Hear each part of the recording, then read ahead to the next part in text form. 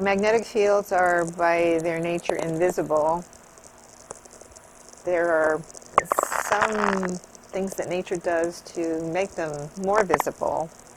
For example, in the corona, the magnetic fields control the atmosphere to the extent that you can see loops.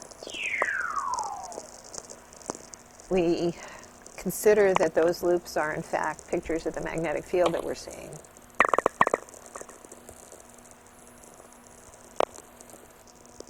The description that scientists often use is hairy ball.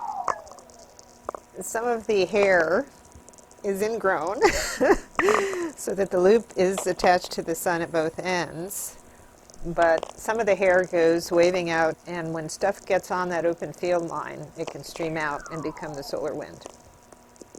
How hairy it is depends on where we are in the solar cycle.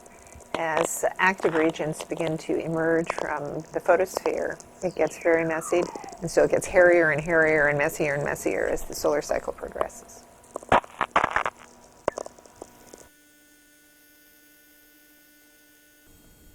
And there's no active region around. The magnetic field can be generated just by the turbulent motions itself. And what you see is that all the magnetic field tends to be crushed and centralized in these intergranular lanes, between the bubbles.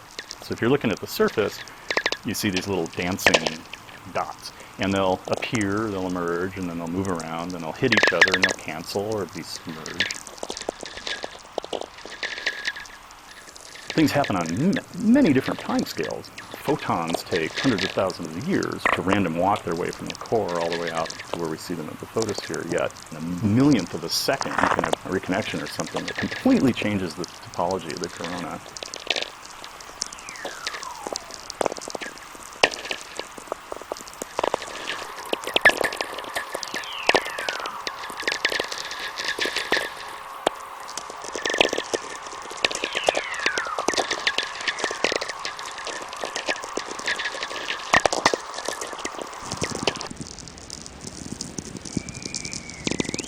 Any particle that is charged knows what the magnetic field around it is doing, and it has to move in a direction that's at least in part governed by the magnetic field.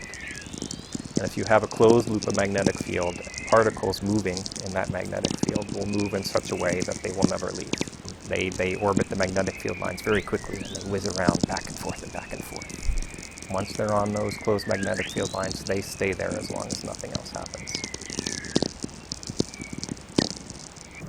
If you were above one given region of Mars's surface, you might see magnetic field lines bursting out straight towards you.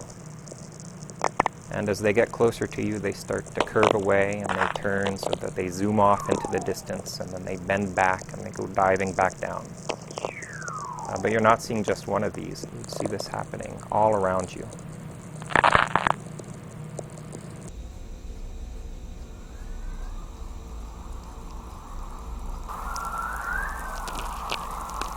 Essentially, the Earth is like a bar magnet. The magnetic field lines go from the positive pole to the negative pole, almost like circular.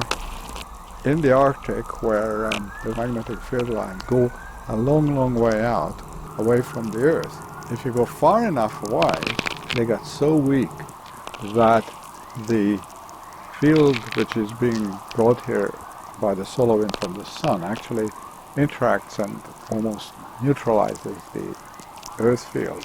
And therefore the particles which are attached to these fields can come out and bombard the atmosphere, and that creates the auroral light.